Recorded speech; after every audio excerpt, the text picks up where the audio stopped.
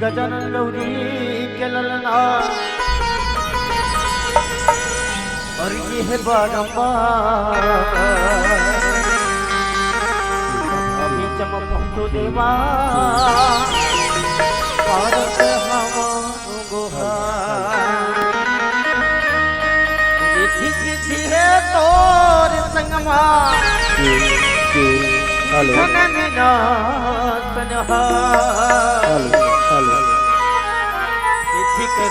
काजे हमर हो नमन हजारों हजार तू भर भर सुखदाई माया के हबो वगा पूरी ल तू हर घेरी बेरी बंदो खुद ले ले वो ज्ञान गुनिया सुबुद्धि देवा देवा भक्ति के भंडार प्रभु भी तेरे न सुरता तुम्हारे मिले आशीष से तुम्हार गौरी के ललना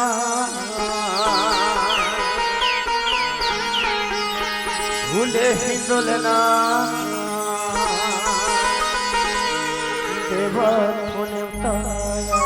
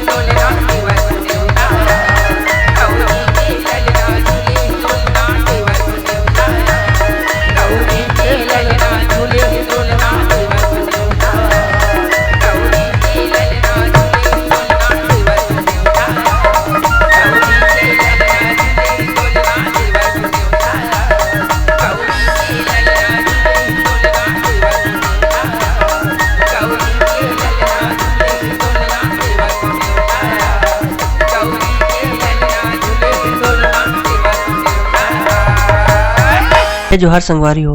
अगर आप मन ला हमार वीडियो पसंद इस होही तो वीडियो ला लाइक करो और चैनल ला सब्सक्राइब जरूर करो। और हाँ, बेल आइकन ला जरूर दबाओ ताकि हमार नवा अवैया वीडियो आप मन ला सबले पहले मिले। जय जोहार, जय छत्तीसगढ़।